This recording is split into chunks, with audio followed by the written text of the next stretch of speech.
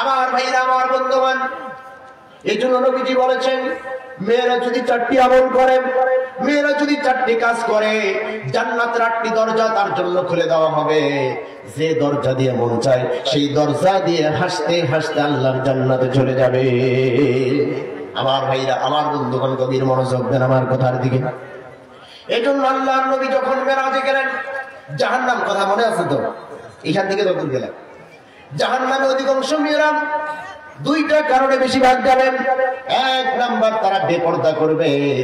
একটা বার চিন্তা করে দেখেন, যে মেয়েটা পর্দা করে, যে মেয়ের চেহারা কোনো পরপুরুষ দেখে না, কেউ দেখে নাই, আপনি চিন্তা করে দেখেন, ওই মেয়ের যখন বিয়ে হয় তখন কিন্তু কোনো ডিবেল লাগে না। কথা বলেন, কথা ঠিক কিনা? আমার বন্ধুগণ, একটি উদাহরণ দিলে সহজে বুঝে আসবেন।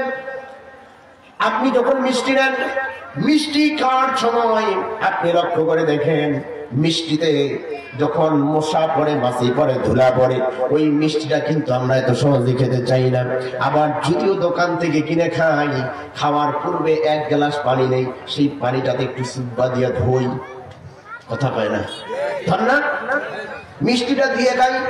তার মানে বেপরদা নারীদের বিয়ে না করে তো কোনো উপায় নাই, আছে? এই জন্য ওই যে ময়লা পড়া মিষ্টিটা যেমন খাওয়ার পূর্বে 1 গ্লাস পানির মধ্যে চুপ পানি দিয়া তারপরে যেমন খাই, যারা বেপরদা বেহায়া পড়া করে চলে, তাদের তো বিয়ে না করে উপায় নাই, যার কারণে তাদের পিতা মাতারা ডিবের টাকা দিয়ে বিয়ে দেওয়া লাগে। কথা বলেন না কেন? আজকে সমাজ কোথায় চলে যাচ্ছে? মা বোনদের পর্দায় না থাকার কারণে। কথা বলেন, কথা ঠিক কিনা? আমার বন্ধুগণ, মা বোনরা যদি পর্দা করেন, নবীজি বলেছেন 4টি কাজ করলেন জান্নাতের 8টা দরজা খুলে দেওয়া হবে। 4টি কাজের একটা কাজ হচ্ছে পর্দায় থাকতে হবে। মা বোনরা যদি পর্দা করে, তাদের সম্মান দুনিয়াতেও বাড়ায় দিবেন, আখিরাতেও বাড়ায় দিবেন। একটু জবান খুলে বলেন না আল্লাহু আকবার। এই জন্য মা বোনদের পর্দা করার দরকার। একটু আওয়াজ দিয়ে বলেন, আছে না নাই? কথা বলেন, আছে না নাই? আমার বন্ধুগণ, মা বোনরা বেশিরভাগ স্বামীদের না শুকরিয়া আদায় করে, স্বামীদের শুকরিয়া আদায় করতে চায় না। স্বামী মা বোনদের চাহিদা পূরণ করার জন্য সারাদিন মাঠে পরিশ্রম করে, মাথার ঘাম পায়ে ফেলায়, যখন বাড়িতে আসে খালি ফোঁটা দেয়, খালি ফোঁটা দেয়, খালি ফোঁটা দেয়। বাপের বাড়িতে হেই পাইছি, সেই পাইছি, ওটা পাইছি, ওটা দিছে, ওটা দিছে, এটা দিছে, তোমার সংসারে আসে কিছু পাই নাই, আমার জীবনটা শেষ করে দিছে। আমার ভাইরা, মা বোনরা যদি স্বামীদের শুকরিয়া আদায় করেন, মা বোনরা যদি স্বামীদেরকে খুশি করে, তাহলে সংসারে অসুন্দর মানে সংসারে অশান্তি থাকে না। আজকে অশান্তি থাকার মূল কারণ হচ্ছে মা বোনরা স্বামীর কৃতজ্ঞতা আদায় করতে চায় না। কথা বলেন, কথা ঠিক কিনা? আমার বন্ধুগণ, এই জন্য মা বোনদেরকে বলবো, স্বামীর সাথে সৎ আচরণ করবেন, স্বামীর কথা শুনবেন, স্বামীর খেদমত করবেন। স্বামী যদি আপনি মারা যাওয়ার পরে আল্লাহর কাছে বলে, রব্বুল আলামিন আমার স্ত্রী ভালো ছিল, আল্লাহ রব্বুল আলামিন আপনাকে বিনা হিসেবে জান্নাত দিয়ে দিবেন। আমার বন্ধুগণ, এবার আসেন, মা বোনদের একটা কাজ করা লাগবে, ঈমান আনা লাগবে। কথা বলেন, কথা ঠিক কিনা? ঈমান আনতে হবে, ঈমান আনার মতো। কথা কয় না? মা বোনরা আজকে ঈমান থেকে পিছিয়ে চলে যাচ্ছে। তারা পর্দা করে কিন্তু ঈমান থাকে না। তারা স্বামীর কথা শুনে অনেক সময় ঈমান থাকে না। এমন ঘটনা আছে না নাই? আমার বন্ধুগণ, মা বোনদেরকে ঈমান আনতে হবে। কেমন ঈমান? আমি ছোট্ট একটি মা বোনদের ব্যাপারে যেহেতু আলোচনা, একটি ঘটনা আমি আপনাদের সামনে তুলে ধরতে চাই। ইতিপূর্বে যতগুলি শাসক এসেছিল, জালিম শাসক, যারা নিজেকে রব বলে দাবি করেছিল, এমন একজন শাসকের নাম হচ্ছে ফেরাউন লানাতুল্লাহি আলাইহি। কথা কয় না? ফেরাউন নিজেকে আনা রব বলে স্বীকার করেছিল। আমি রব, আমি রব, আমি সব, আমি মানুষদেরকে খাওয়াই, এমন একটা কথা বলেছিল কিনা? আবার ফেরাউন এই আইন পাশ করার পূর্বে তারা 40-এর একটা সিদ্ধান্ত নিয়ে এই আইন পাশ করেছিল। আমরা বিগত দিনে দেখেছি স্বৈরাচার যারা পালিয়ে গেল, তারাও কিন্তু 41 পর্যন্ত নিয়ত করছিল, কিন্তু তাদের সব নিয়ত ভেঙে খান খান করে দিলেন যিনি। একটু আওয়াজ দিয়ে বলেন, তার নাম কি?